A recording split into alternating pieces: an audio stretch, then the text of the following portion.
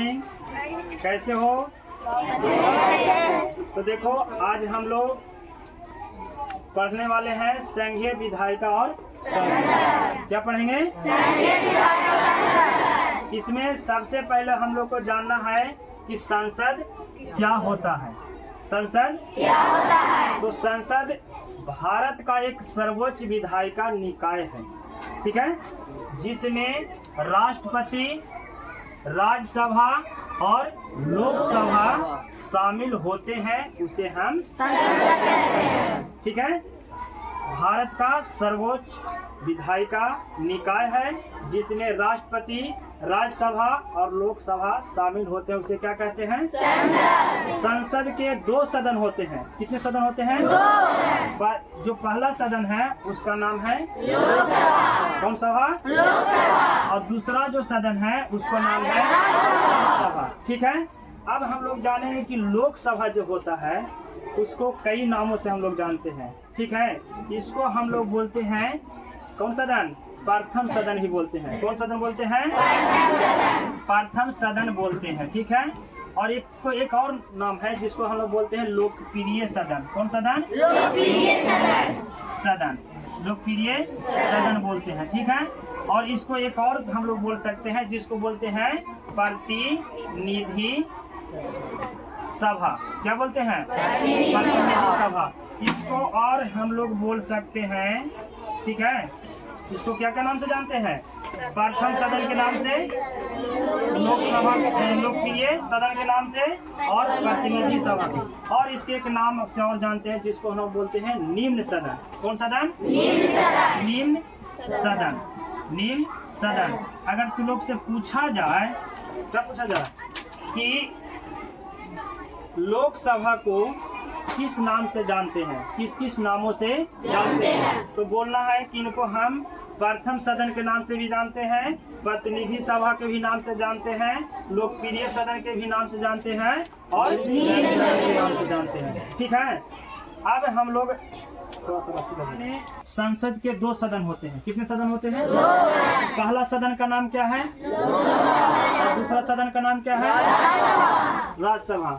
अब हम लोग जानते हैं कि लोकसभा के जो सदस्य होते हैं, क्या होते हैं? सदस्य। उसका चुनाव कैसे होता है? तो लोकसभा का जो सदस्य का चुनाव होता है वह होता है प्रत्यक्ष ढंग से। किस ढंग से होता है? प्रत्यक्ष ढंग के मतलब क्या होता है कि इसका जो भी सदस्य बनते हैं लोकसभा का, ठीक है, उसमें जनता के द्वारा चुने हुए प्रतिनिधि आते हैं। कौन आते हैं? इसके द्वारा, जनता के द्वारा चुने हुए प्रतिनिधि जो होते हैं से लोकसभा के सदस्य बनते हैं। उसका जो चुनाव होता है वह प्रत्यक्ष ढंग से होता है। ठीक है, अब हम लोग को पता करना है कि लोकसभा में अधिकतम सदस्य की संख्या कितनी होती है। ठीक है, तो लोकसभा में अधिकतम सदस्य की संख्या होती है 552। कितने होते हैं? 552 को होता है। ठीक है, अब ये जो लोकसभा के अधिकतम सदस्य की संख्या जो 552 होता है वह कई भागों में बढ़ जाते हैं। ठीक है, तो राज्यसभा का प्रतिनिधित्व कितने सदस्य करते हैं? ठीक है, तो ये करते हैं 530 को। कितने? 530। टोटल सदस्य होता है 552 को। कितने होते हैं? 552। उसमें राज्यसभा को प्रतिनिधित्व करते हैं। राज्यसभा को चलाने के लिए कितने सदस्य रहते हैं? 530। उसमें प्रतिनिधित्व करते हैं। बाकी जो बचा केंद्र शासित प्रदेश को प्रतिनिधित्व कितने सदस्य करते हैं? 20 गो। 20 गो। कितने सदस्य? 20 गो। तो टोटल सदस्य कितना हो गया? 530 और 20 बचा 2 गो। कितना बचा? 2। तो 2 जो बचा वो राष्ट्रपति द्वारा मनोनीत होता है। जो सदस्य की संख्या कितने होते हैं? 2 होते हैं।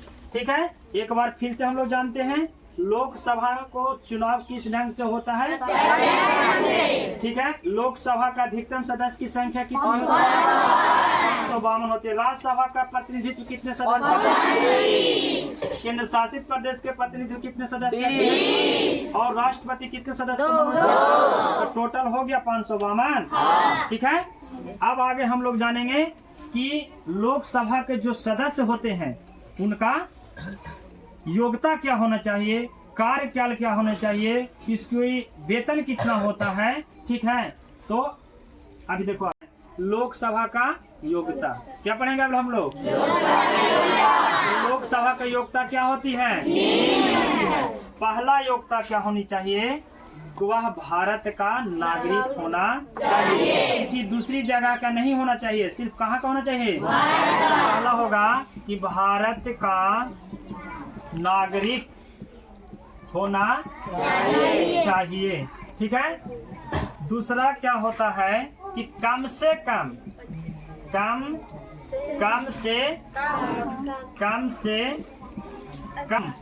25 वर्ष की क्या होनी चाहिए, आयु होनी चाहिए, ठीक है। तीसरा जो होता है वह किसी भी लाभ के पद पर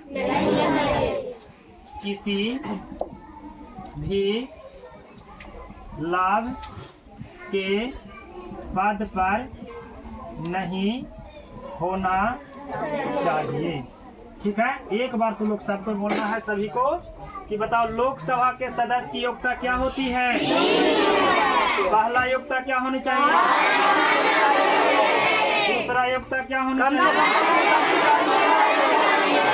तीसरा योग्यता क्या होती है। अब तुम लोग को जानना है कि जो लोकसभा होता है उसका कार्यकाल कितना वर्षों का होता है, ठीक है। तो लोकसभा का जो कार्यकाल होता है तो लोग क्वेश्चन लिखना है कि लोकसभा का कार्यकाल कितने वर्षों का होता है। तो लिखना है कि लोकसभा, अभी रुक जाओ, लोकसभा का कार्यकाल 5 वर्षों का होता है। कितना वर्षों का, 5 वर्षों का होता है। लेकिन यहाँ सवाल उठता है कि क्या कार्यकाल को बढ़ाया या घटाया जा सकता है। तो हाँ, बढ़ाया और घटाया जा सकता है। संकट काल में, किस काल में, संकट काल में हम लोग कार्यकाल को बढ़ा भी सकते हैं और घटा भी सकते हैं, लेकिन रियल होना कितना चाहिए, 4 वर्ष। किसी स्थिति ऐसा आ जाएगा तो हम लोग 4 वर्ष में भी विघटित कर सकते हैं और 5 वर्ष के जगह 6 वर्ष भी हम लोग कर सकते हैं, ठीक है।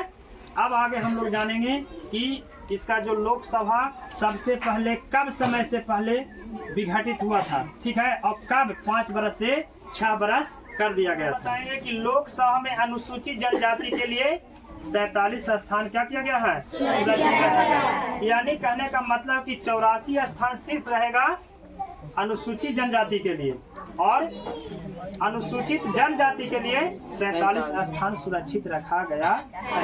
अब हम लोग जानेंगे आगे कि जो लोकसभा का जो कार्यकाल होता है, लोकसभा का कार्यकाल कब पहली बार 6 वर्ष कर दिया गया था संकट काल में और कब समय से पहले विघट। पहले हम जाने कि लोकसभा का चुनाव कैसे होता है, ठीक है। तो लोकसभा का चुनाव किस ढंग से होता है। अब यहाँ जानेंगे कि लोकसभा का निर्वाचन, क्या जानेंगे, लोकसभा का निर्वाचन जो होता है, लोकसभा के सदस्य का निर्वाचन प्रत्यक्ष ढंग से होता है, ठीक है।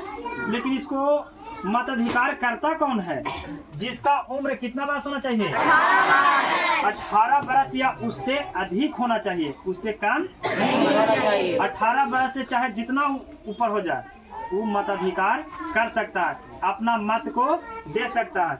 यानी प्रत्यक्ष ढंग से होता है 18 वर्ष या उससे अधिक उम्र के प्रत्येक स्त्री और पुरुष। ऐसा नहीं है कि सिर्फ पुरुष और ऐसा नहीं कि सिर्फ स्त्री, इसमें स्त्री और पुरुष जिसका उम्र 18 वर्ष का हो चुका है का मताधिकार प्राप्त होता है। यानी जिसका 18 वर्ष का उम्र हो जाता है वही अपना मत दे करके लोकसभा के सदस्य को चुनाव करता है, ठीक है। उसको बाद लोकसभा के जो सदस्य होते हैं, ठीक है, उसको कई स्थानों में बांटा गया है। लोकसभा को कई विभाग में बांट दिया गया है, जिसमें लोकसभा में अनुसूचित जातियों के लिए, अनुसूचित जनजातियों के लिए 84 स्थान सुरक्षित रखा गया है, ठीक है। और लोकसभा में अनुसूचित कर कितना वर्ष का होता है, 5 वर्ष से पहले भी हम लोग भंग कर सकते हैं और 5 वर्ष के बाद भी हम बढ़ा सकते हैं। देखो पहली बार, ठीक है, पहली बार लोकसभा को कार्यकाल 5 वर्षों से बढ़ा करके 6 वर्ष कर दिया गया था। तो कब 1976 ईस्वी में संकट काल के समय हमारे देश में कोई ऐसा संकट आया था जिसके कारण 5 वर्ष से बढ़ा करके कितना वर्ष कर दिया गया था? 6 वर्ष कर दिया गया था। फिर क्या किया गया है कि पहली बार लोकसभा को समय से पहले कब भंग कर दिया गया था? 5 साल से पहले ही भंग कर दिया गया था। तो कब? 27 दिसंबर 1970 ईस्वी को। कब कर दिया गया था? दूसरी बार लोकसभा को समय से पहले कब भंग कर दिया गया था? 22 अगस्त 1979 को। ठीक है। तीसरी बार लोकसभा को समय से पहले कब भंग कर दिया गया था? 13 मार्च 1991 को भंग कर दिया गया था। अब हम लोग जानेंगे कि लोकसभा का जो कार्य होता है, क्या अधिकार होता है, उसका वेतन क्या होता है, वो अब हम लोग क्या करते हैं? जानते हैं। ठीक है। अब हम लोग जानेंगे लोकसभा का अधिकार। क्या जानेंगे? लोकसभा का अधिकार क्या होता है? तो इसका अधिकार निम्नलिखित होता है। ठीक है। पहला अधिकार है कि कानून बनाना। लोकसभा क्या करता है? कानून बनाता है। दूसरी है कार्यपालिका पर नियंत्रण करना। तीसरा है बजट पास करना। चौथा है संविधान में संशोधन करने का अधिकार। और पांचवा है निर्वाचन में भाग लेने का अधिकार। तो अब हम लोग इस सभी को बारीकी से सभी को बारे में हम अगले वीडियो में क्या करेंगे? जानेंगे और इस पर चर्चा करेंगे। अगर वीडियो अच्छा लगा तो लाइक सब्सक्राइब करें और अपना राय कमेंट बॉक्स में दें। ठीक है। धन्यवाद।